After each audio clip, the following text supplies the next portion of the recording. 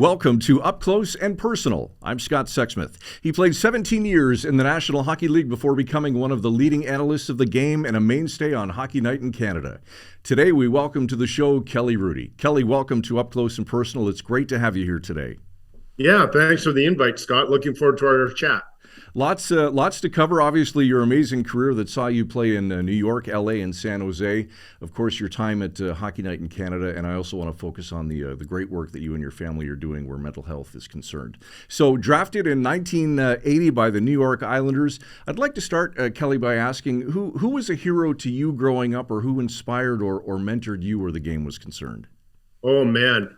Well, first of all, I have to mention my family, mom and dad and my brother. I have an older brother because they allowed me to do basically whatever I wanted to in terms of sports. And so I was, back then, this is really cool. We didn't have very much money, but my mom and dad allowed me to have a subscription to Sports Illustrated. And that really fueled my fire for every athlete out there in every sport. And I literally would cut the pictures out of my magazine and put them on my walls. So I had, the little pin, you put the picture up on the wall. And I admired so many athletes from all the different sports. But in terms of hockey, I sort of gravitated towards goaltenders, even though you may or may not know the story. I didn't start organized hockey till I was 12 years old, Scott. Right. So I really admired Bernie Perrant, and I guess he really turned out to be like an idol of mine. Much later, when I was playing for the Islanders, I was able to meet him, which was a real thrill for me. But it really starts back then for me as a kid playing all these different sports, and then having the ability, like I said, to go play them, and just fell in love with all of it.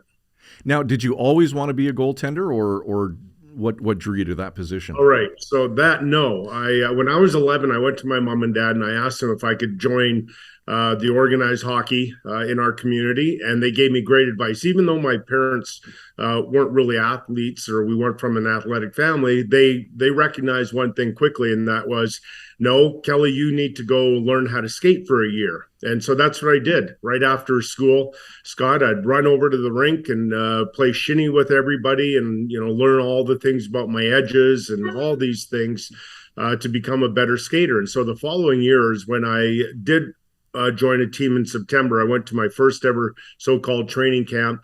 But it was a month before that my best friend and I, Jeff Marshall, were playing ball hockey in his driveway. And it happens that Mr. Marshall was walking by when Jeff and I are having that discussion about what position do you think you might want to play, Kelly? And before I could even answer, Mr. Marshall said something like, I don't want to influence you too much, Kelly, but whenever I watch the neighborhood kids play ball hockey, you stop the ball more than anybody when you're in the net. And so that literally was the reason why I went, oh, okay, well, maybe I'll give that a whirl. And then once, of course, I tried it. I've always said it's intoxicating, that position, because it's so different. Every day's different. I don't care what level you get to. It's a new challenge daily. And so I was like, yeah, I like this, and I'm going to continue on. As you can imagine, I started at 12, so I was way behind everybody, and I wasn't very good. But that didn't stop me. Now, we're going to talk more in depth about your career, but just quickly on that position, when fast forward to when you were playing in the NHL, who's the one guy that you hated dealing with on a breakaway, or who had the hardest slap shot? Okay, so it would always go by where I was playing. So when I was in New York, I definitely hated playing against Tim Kerr. He was unbelievable, and probably a guy like Pierre LaRouche also, for different reasons. He scored in different ways. And then when I went out west to LA, we played Calgary, it seemed, and Vancouver a ton. And so Joe Nieuwendyk, I thought, was the best in the league at deflecting pucks. Of course, Al McInnes with maybe the hardest shot. So those two guys. And then I'm going to throw one more guy into the mix, and that was Pavel Bure, because it seemed as though whenever we played Vancouver, Pavel had like 4 breakaways a game. And with that skill level, I didn't like my odds. So you've had so many memorable moments in your career, and there's a couple that stand out that I'd like to talk about, starting back in 1987 when your Islanders We're facing the Washington Capitals in the, I think it was what they call the Patrick Division Final back in '87. You stopped a whopping 73 shots in a game that lasted 6 hours and 18 minutes from the time the puck was first dropped to when Pat LaFontaine scored in the fourth overtime from, if I recall, the call that Harry Neal made from 54 feet out in the broadcast as only Harry could. So Right. a couple questions, Kelly. First of all, what goes through your mind in a game like that? Okay, leading up to it, what most people have forgotten because it's so many years ago, that in that series we were down 3-1. And I remember a reporter friend of mine, and I won't say his name, but he came up to me after the fourth game loss, and he said something to me like, "So what are your plans this summer?" And that really bothered me, right? I'm thinking, okay, even this guy thinks that we have no chance in coming back. Now, I'm not going to tell you that fueled the fire and that's why we came back. But we did come back to tie the series at 3-3, of course. Saturday night in Washington, the Landover Center, a building in which I didn't necessarily like. And that's kind of the oddity about that building. For some reason, I played really well in that building, and the reason I bring that up, oftentimes in buildings I didn't like, I didn't play great. There had to be some sort of connection for me. And anyways, I got over that. But going into that game, we were without Dennis Potvin, Mike Bossy, and Brent Sutter, and Brian Trottier had a separated left shoulder. I mean, the odds were not in our favor, no. Right? So, but anyways, we got off to a great start, except for I let in a terrible goal with about a minute to go in the first period. A rebound goal by Mike Gartner. And I thought, because we were badly outplayed in that period, I thought, oh, what a terrible mistake in the last minute. And I didn't know if we could recover from that because I thought maybe that I had given them momentum going into the second. Well, we wrestled it back a little bit. Pat Flatley scored in the second, not a great goal on Bob Mason. And then they went up 2-1 middle of the second. But again, Brian Trottier got us back into it with a backhand goal late in the third period.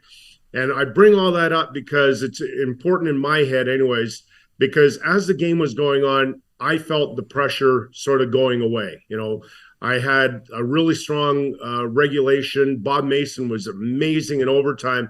And I remember in the third overtime, I believe, the scoreboard, there's a whistle, and the scoreboard, Andy Van Helleman was the official to my left, and we both looked up and it said something like, "This is now the 6th longest game in NHL history," or 5th or something. And he and I looked at it at the same time, and we both said something like, "Wow, that's cool." And it was so important because at that point I thought, you know, even if I let in a goal, I don't think anybody's going to blame me now, right? Or Bob Mason at that point. We've both done our job. It's third overtime. We had no idea that it's going to go into the fourth, but it was cool also because, and I didn't know this at the time, but you brought up Harry Neal, and Bob Cole called the game. And I went home that summer and I watched the tape, and it was cool to know that Bob Cole and Harry Neal even knew who I was. I didn't know that was to be the case. And then they're calling the game. And I remember listening to Harry when that moment where Andy and I shared that about looking up at the scoreboard. And Harry said something like, "Wouldn't that be great if that's your goalie? It's game 7. He's so relaxed that he's smiling and having fun." And I've never forgotten that. I was like, because at the moment it didn't really strike me, but when an outside observer sees it, then you're like, oh, okay, that makes sense. But that game really, I think, put some of us on the hockey map in a bigger way. So sure. That game sort of got, the Canadian hockey officials sort of like thinking about me. In fact, the summer or the previous year, I played for Team Canada in Moscow in the '86 World Championships. And then because of the Easter Epic, I was invited to play for Team Canada in the '87 Canada Cup. That game, of course, made a hockey hero out of Pat LaFontaine and many others on our team. So that was a big moment in my career for sure. Now, after almost 6.5 hours, can you describe that level of fatigue? Is it beyond exhaustion?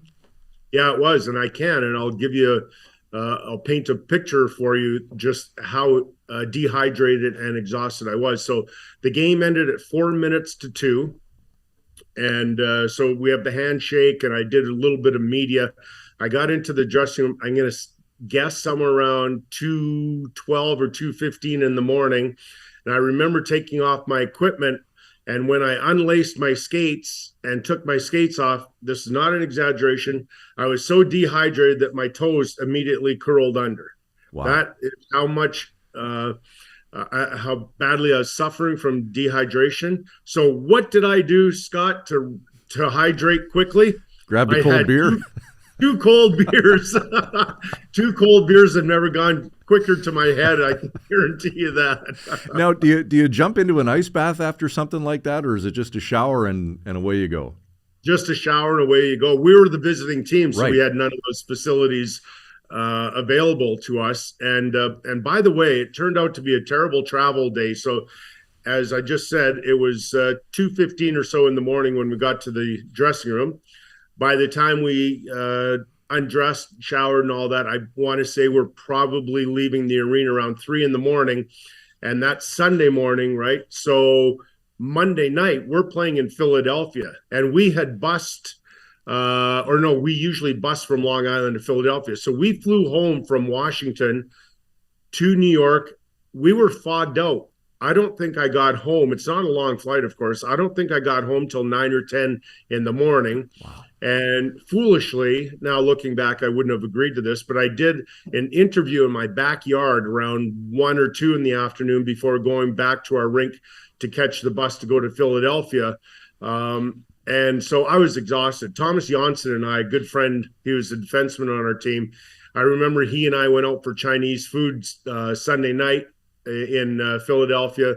I started the next night in Philadelphia. I felt great, in fact, in warm-up, and then in the first period, I gave up 3, and I was yanked, and Billy Smith finished the game. So, but we did recover, and we ended up taking that series to 7 games as well. And it should be noted that back in 1987, goalie equipment was a lot different then than what it is now. So your pads must have weighed, I don't know, how much would they have weighed absorbing all that water and moisture?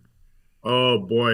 You just get used to it. I would have to think each pad would be 20 pounds. I don't know. I don't know if I ever weighed it because it was just, it was horse and deer hair, right? Exactly, and yeah. So instead of whisking all the moisture away, it absorbed it. So let's move ahead to 1993, another significant event in your career, playing for the LA Kings. Let's start in the conference finals, Game 6. You're playing Toronto, and a controversial play where Doug Gilmour is clipped on the chin by none other than Wayne Gretzky. What could have been, I guess, 5 in a game ended up being a non-call. So I'm not going to ask you whether you think the call was right, because that wouldn't be fair. But what I would like to know is, does something like that, what does that do as far as momentum goes for either side? Well, I guess the momentum would tell you that we took advantage of it, and that Wayne scored shortly thereafter. But I will tell you this: the sequence of events would be different from my eyes than many other people. So many people at home watching that game may have seen the Gretzky high stick or alleged high stick a lot clearer than I would have. I was 190 feet down the ice, right? And there's bodies in front of me and so on. So I honestly did not see it. Now I will tell you this: after the whistle was blown and I see Doug Gilmour going like this, I see the officials talking, and I also, one big clue for me why I think Wayne may have clipped Doug was because Wayne skated away from everybody. And Wayne typically would argue and fight for his whatever point he wanted to make. And I didn't see that. And I thought, but I was also taught by my first ever coach in the National Hockey League, Al Arbor, that calls one way or the other, good or bad, you don't worry about. You just play the game. And it was great advice for me because whatever was going to happen, I was just ready to play on. Now, as I said, we got the break and Wayne scored and we went to Toronto for Game 7. But that is a moment in time where we got a great break, and there are moments in time where the breaks didn't go for me, and you live with it. Absolutely, and it's funny you mentioned Wayne skating away, because Kerry Fraser, who officiated that game, said the very same thing, that Gretzky was always up in his grill fighting for something, and he said that particular time, to your point, he just skated away, and Fraser said a light bulb should have went off, and it didn't. Right. But I guess That's funny. I didn't know Kerry had said that, but yeah, that was the thing because Wayne was not shy in arguing with the officials, and when he skated away, I was like, "Oh boy, I don't know if this looks good for us." so. You catch a break there, and then go on to the Game 7 win it at Maple Leaf Gardens, like you alluded to, advancing to the final against the Canadiens. And late in Game 2, up 2-1, you talk about you get a break here, you don't get a break there. Marty McSorley gets called for an illegal stick. Can you walk us through that situation? Sure. So we're up 2-1, and I think all athletes have experienced this. Well, I know they have. In particular, in a team game like this, where we had won Game 1, we're up 2-1 late in the Game 2, and to a certain degree, I think all of us could sense that Montreal knew they were in a tough place. And you look at a player's eyes, and they kind of tell you where they might be mentally.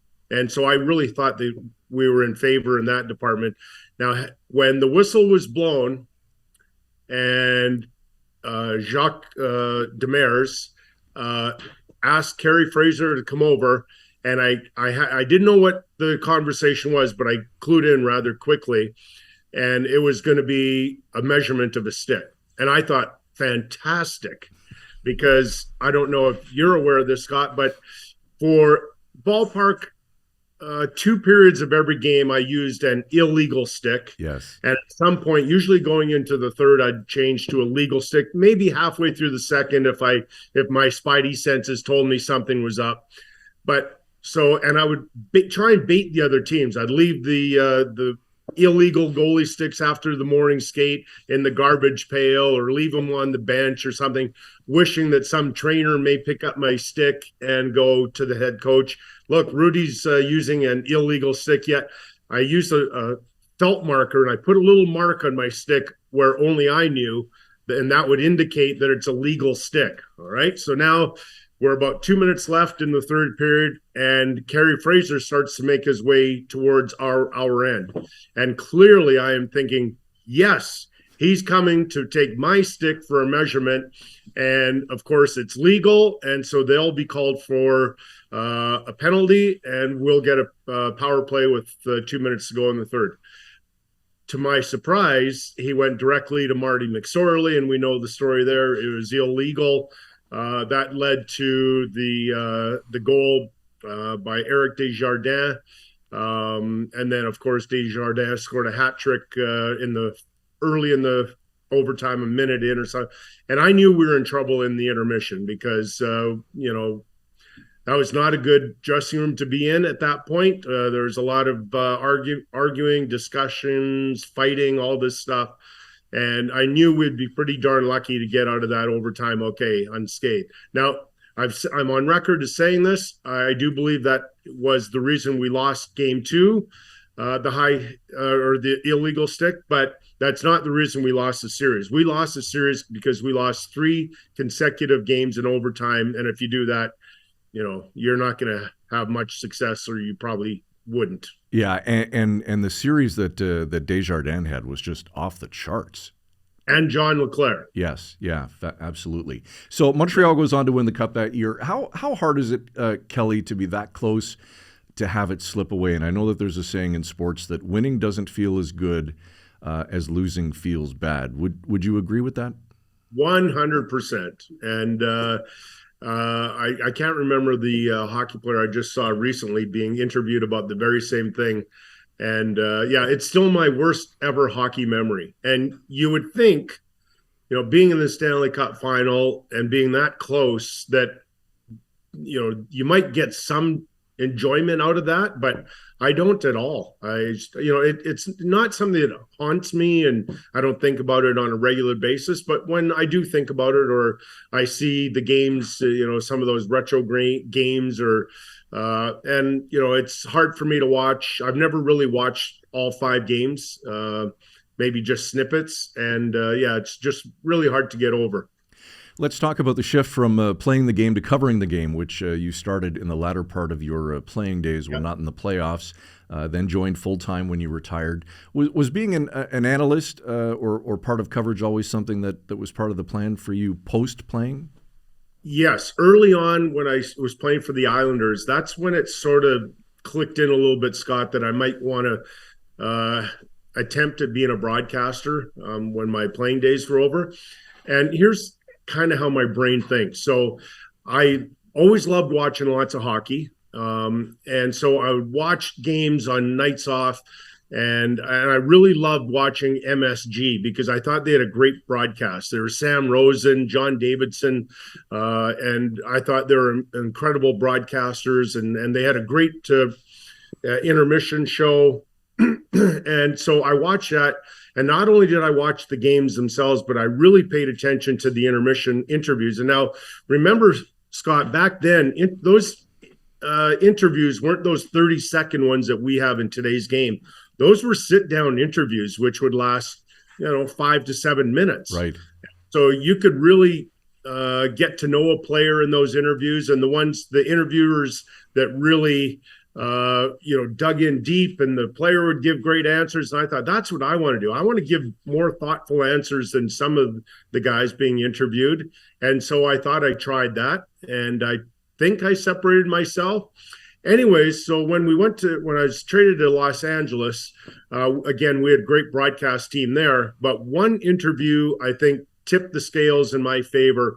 And that was, we were playing a road game in Minnesota against the North Stars.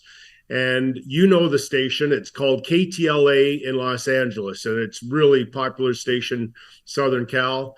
And there was a broadcaster by the name of Stu Nahan, and Stu is originally from Montreal. We had a connection, and so that first intermission, he interviewed me, and we had such a great connection. It went 5 or 7 minutes or so, and John Shannon and Ron McLean, I know you've done this with Ron, they were both watching the interview, and they said, I think the next day or a couple of days later, wow, we should maybe, if we get a chance, invite Kelly to maybe, try this as a broadcaster when his career's done. Or, at some point it worked out even better for me. It was 1995, and we lost out by 1 point. We were in Chicago, our last game of the year. We flew home, and my wife says, John Shannon has called. He'd like you to call him back. And I had known John already for about 6 years before that, and I knew, his role in the hockey world. Is executive producer of Hockey Night in Canada at the time. So I called John back, and he says, hey, listen, we're going to try something new at Hockey Night for the playoffs. We're going to have an atrium show in the CBC building, and we'd like to offer you this opportunity. Having said that, you're our second choice. And I was kind of disappointed to hear that, but it made sense. He goes, we've invited Wayne. He's our first choice. And Gretzky, of course, said no. So I was given that opportunity. And so nerve-wracking, Scott. I can't accurately describe to you how nervous I was, even though I'd played in the National Hockey League for, 11 years, I think, at that time, all these different experiences. But that first night when I put the earpiece in my ear and we did a rehearsal, and to hear that music in my ear, it just brought me back to being a kid in Edmonton, growing up playing ball hockey, come in, watch Hockey Night in Canada, that music again. And it was just so nerve-wracking. I don't know how I got through that, but it was an amazing experience, and I've been there ever since. And the Hockey Night team that you're a part of truly is the best in the business. Elliot Friedman, David Amber, Kevin Bieksa, Jen Botterill, then throw in the likes of Anthony Stewart, Colby Armstrong, Chris Simpson, and of course all quarterbacked by Ron McLean. It's a pretty impressive group. 100%. And that's the one thing my takeaway when I leave the industry will be all the incredible people that I've worked with and the experiences I've had with them.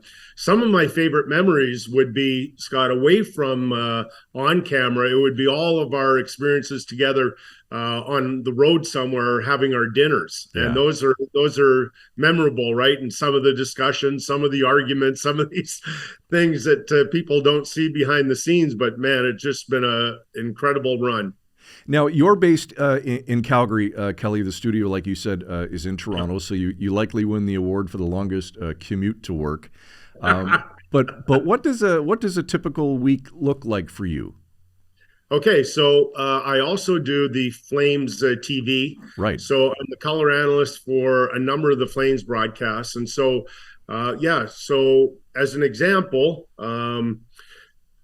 this week I only have one Flames game, but next week I have Tuesday and Thursday. And then the following week I have three Flames games that I cover. And then, as you just mentioned, I'm in Toronto every Saturday. So every single Friday, I get on a plane, whether it's in Calgary or where I might be on the road, and fly to Toronto. And then I head either back home again or I go on the road and meet the Flames. So it's exhausting, but so rewarding to have both roles because they're completely different. As a studio analyst, the brain has to think completely different than a color analyst in the booth, and so I find that really challenging. And in fact, I'm gaining. You can tell by my hesitation, I'm gaining a lot of trust in myself because doing color doesn't seem, I don't think, to come quite as naturally. So my wife will tell you after a Flames game, if we're at home, I'll get my truck and on the drive home, I'll call her and I am just beaming because if it went really well, I am so excited about how it went. And the studio is just different because I've done it for so long and my expectations for myself are different in Toronto. During COVID, when you were doing Hockey Night from home, Yeah. was that difficult for you? Yeah, it was because there's no, connection really, and there was a time delay, and so I found that to be difficult. Yeah, I think it was difficult for everybody. I don't know what the viewer would think. I don't know if they noticed the difference or lack of connection. I think we did our best, but it wasn't the easiest way to broadcast. There's so many technical things behind the scenes. I remember I had my laptop and my iPad on the desk beside me. You couldn't see it on camera, but I relied on those two devices to get me through a broadcast, to see clips before we actually go live to air. And so it was, I think it was hard for everybody, but I think all in all, we did a pretty darn good job. So during COVID, always a shirt, jacket, and tie. But I have to ask, sweatpants? Okay, that's funny you bring that up. Okay, so the first when both Edmonton and Toronto hosted the bubbles, those 2 months I wore a complete suit for the broadcast because I felt more professional. Right. Then when it came back in January of 21, then it was shirt and tie and a sport coat and sweatpants. Yes, Love it. It's an old TV trick. Right. Kelly, the 12-year Rogers deal, I guess, is up in a couple of years as rights holders. Do you see yourself working beyond that or working as much as you currently do? That's a great question. And I don't have a definitive answer for you right now, Scott. I know it's a conversation that my wife and I have had, I would say, a number of times now in the last year or two, more so in the last year, that we're really starting to think about our future and how it's going to look. I'm now 61 years old. I just signed a brand new 2-year contract. And then, as you mentioned, there'll be 2 more years after that. And I would personally, I think right now, I'd say I'd like to continue on. And then we'll see after that what we're doing in our own personal lives and how broadcasting may still fit into it. A few years ago, you wrote a book called Calling the Shots. Both my daughter and I read it. In fact, it was my daughter who said, "Dad, you got to read this great book by Kelly Hrudey." Yeah, and it was a wonderful read. Some terrific behind-the-scenes stories that we otherwise, aren't privy to. Right. Any plans or desire to write some more? It's funny you mention that. Yes, I've been now thinking about it the last 6 months or so, that I think there's more stories to tell. Most likely nothing from my playing days again, because I think I covered that well in my first book. But I think there are a number of stories I could share about broadcasting and also about mental health, what our family's gone through and I've been dealing with. And I think that would be a different sort of message. And yeah, I think at some point it will be something that I'll tackle. although it is tiring, and you bare your soul, and it's very emotional. And I remember, not to name drop, but I remember, I think after one of my first sessions with Kirsty McClellan Day, and she and I had chatted for about an hour or so, and it was very emotional. And I sent Gretzky a text, and I said, "Man, is it always going to be like this? Is every session of, is it going to be so exhausting?" And he said, "No, it's something about it gets better or something." It did at times, but the reason I bring that up, because it's a lot of work. It's not just telling your story and just forgetting about it. It's, if you're gonna tell a good story or your real story, there's got to be a lot of things in there that are difficult to share. Yeah, and there's a certain element of vulnerability, right, that comes with Yeah. that, because you are putting it all out there. Yeah. Kelly, I've followed your career and you personally on Twitter for some time now, and if I've learned anything from you, it's how important family is to you. Mm-hmm. Married with 3 daughters, and whether it's a great picture of you and Donna following a round of golf or sharing your love of food and a good glass of wine, it's always there. But I think the thing that has stuck out to me the most is your incredible love and support for your daughter Caitlin and her struggles with anxiety and obsessive compulsive disorder. Can you take us back, Kelly, to when that all came to be, and what was it like, and maybe the impact that it had and continues to have? Sure. All right. So we go back to the summer of 2005. Caitlin was 12 years old, and she was struggling, but we didn't know exactly what was going on. I think this is kind of a good message to people watching this, Scott, that if your son or daughter or a close family member or something might be going through something similar, and you don't recognize it at the time, don't feel guilty about it, because I don't. I had no idea what was lurking. I didn't know to look out for trouble. I just knew that Caitlin was going through these things, but I thought, I don't know if this is proper terminology, but I'll use it anyways. I thought they were quirky little habits. Mm-hmm. But we didn't put them all together until finally the first day of school in the fall of 2005. I wasn't there, but Donna had tried to drop Caitlin off at school, and she literally could not get out of the car. And I remember Donna coming back and saying something, "If only you could have seen the sheer look of terror in her eyes." And so at that point, we knew that we needed to get Caitlin the help that she needed. And we started, in fact, that same very day. Donna was able to find a child psychologist here in Calgary by the name of Dr. Kelly Mraz. And that led to some extensive therapy that has lasted for years and years and years. I'm happy to say that Caitlin still sees Dr. Mraz on occasion for her mental health. And so, for us to sort of learn and understand mental health, and as you mentioned, her anxiety and OCD was something that I don't think as parents we knew we were going to have to learn something about mental health, but it turned out to be something that has been, I think, our greatest work as a family. Caitlin came to us after 4 years of extensive therapy with one of the most profound statements I've ever heard. And she said, "Mom, Dad, I'm having more good days than bad." So that unto itself explains, wow, how difficult her troubles were, and how difficult the journey was to get into a better place.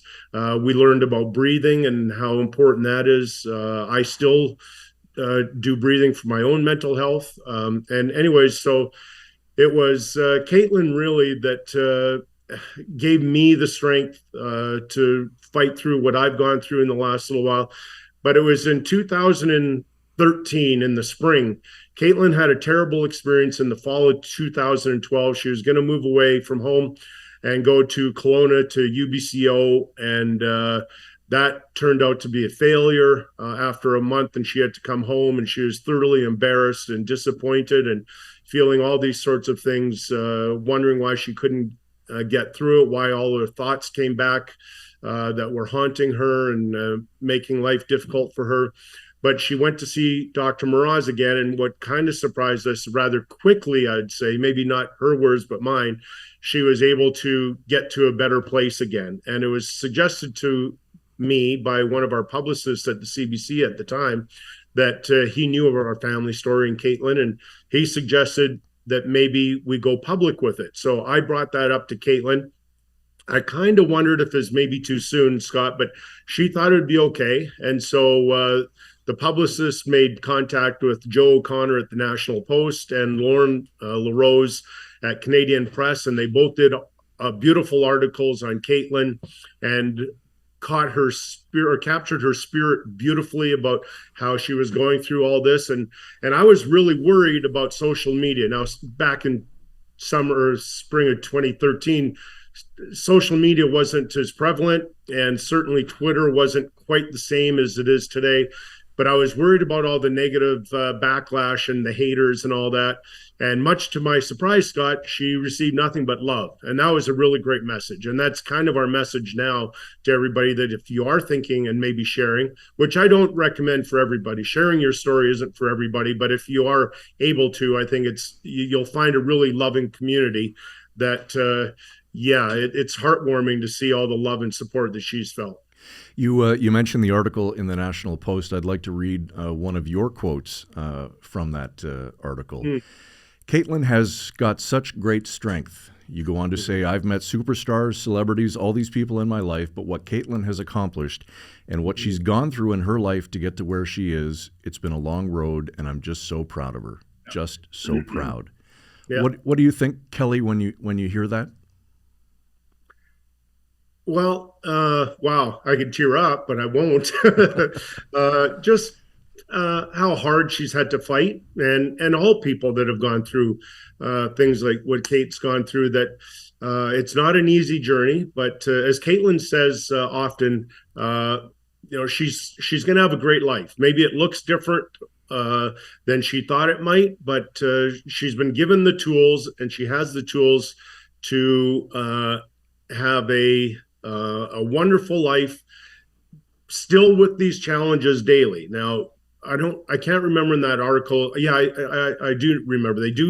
Joe O'Connor does mention the fact that daily Caitlin wakes up with thoughts of disease and dying, but she has the ability to break that loop. And that loop is something I was never aware of until Caitlin started to have her mental health issues. And then we were taught about the loop. And for people that are unfamiliar with it, and I've gone through with it now, it goes round and round and round, these thoughts. And if you don't break the loop, they just stay there continuously, and they never quieten down. And so to answer your question, yeah, for Kate to have the strength to carry on has just been remarkable, and we're so proud of her.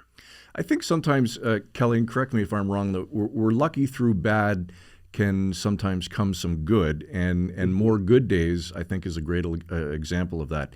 Can you tell us about what More Good Days is, what it means, what it's all about, and maybe how people can get involved and spread the word?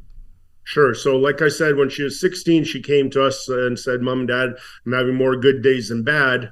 And we thought that was going to be just a family slogan or thing that we think about on a regular basis. We had no idea that her and her husband would create a clothing line called moregooddaysclothing.com. And you can go to the website. And in fact, I'm wearing one of their items. This is one of their newer ones, nice. A hoodie. And what it really brings a lot of people together because they can relate to that slogan or that line, right? More good days, because that's what we're all searching for. And in fact, I tie that together to something that Ron McLean and I were chatting about mental health a number of years ago, and we were texting, and he left me with the line. He goes, "Inner peace, what a quest." And I put the two together, more good days and inner peace, what a quest, because it's all related. And what's really cool is this More Good Days clothing line has really caught on, and people can connect. And also her and her husband, Hayden is the artist, by the way. And in some of their clothing pieces, there's a garden. That garden is very significant in Caitlin's life, because when she was going through her really tough times, what we would do in our breathing exercises, we'd try and get her to this garden in our backyard. So we'd breathe and breathe and breathe for hours, literally, and help her get to this happy place.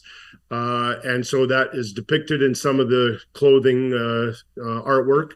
But it's also bringing a lot of us together. And so through one of my videos, I shared this little piece of advice that I'm now carrying in my wallet, this laminated index card with important points for me to look at when I'm having a tough day. And so Caitlin and Hayden were at this community market not long ago. And I find this story to be fascinating and cool. So we shared with the public that I was going to go there and be around for about an hour or so and just say hi to people. And we talk about mental health, and it's so loving and warm.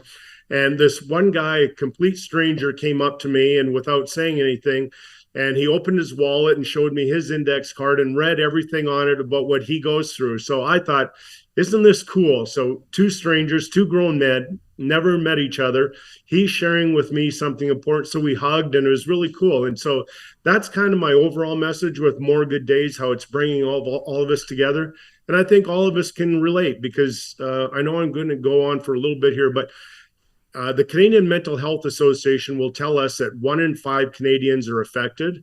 And I love the Canadian Mental Health Association. We do a number of things together. We work together. But I say that number's wrong. I say 1 in 5, their life is most likely unmanageable. It's hard to get out of bed. They can't go to work, can't go to school, all these different things. I say the number's closer to 4 in 5, or maybe even 5 in 5. We all have something in some way. It's maybe not debilitating, but it's something that we have to learn to live with. You're absolutely right, and you know we've talked about that around the office, that everybody is dealing with stuff that nobody has any idea about. Yeah. But the work that you guys are doing with More Good Days is fabulous, and we'll certainly flash that website on screen. Before we let you go, Kelly, we're into another NHL season. Who do you like this year? Oh boy, that's a tough one. You always hate to pick the front runner always, but Colorado still does stand out because they have just an incredible roster. Cale Makar might be my favorite player in the current game to watch, and that's saying something, because I don't think the players have ever been better in the National Hockey League, more dynamic. It's just an incredible league to watch. The players have never been more skilled. I am going to say I think the Rangers might have a chance. I have to say Tampa, although they're off to a pretty slow start here.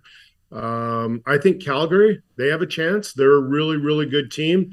Edmonton, I kind of think Vegas might be back. I'm not sure, but it seems like they're have a running, and Pittsburgh's off to a phenomenal start. So it's hard to nail it down. I think, Scott, before the lockout of 2012, I think I could have nailed it down a little bit easier. But now with parity, it's so hard now to put your finger on 5 or 7 teams. It's just so hard now. Yeah, and you mentioned Calgary. I wanted to ask you, with the addition of Nazem Kadri, is he a game changer? Is he that kind of player that can bring a cup to Calgary? 100%. Man, you've got to watch that guy on a daily basis to see the impact he has. And I can tell you that he is hard to play against. And he gets under the skin of the opponents. He's more skilled, I think, people that they recognize. And I know Kevin Bieksa even said it on Saturday. He didn't remember Kadri having that same sort of impact in Toronto on the power play, but he's in that bumper position here with the Flames. He was in Colorado as well, and he's turned out to be one of the best players and impactful players in that bumper position. And so I think that's one of the reasons why, or one of the many reasons why he's so invaluable. Well, time will tell, but I know this much. It's great to have hockey back for the next several months, and as winter approaches more quickly than some might like, it's nice to settle in every Saturday night and beyond to watch it. For years, I've heard that with Kelly Hrudey, he's the same likable, engaging, good guy in person that comes through our television set every week, and having spent this time with you, Kelly, I couldn't agree more. I wish you, Donna, and the girls nothing but the best. Have a great season. Thanks for doing this today, and here's to more good days. Oh, I like it. Very kind. Thanks, Scott. My pleasure joining you today.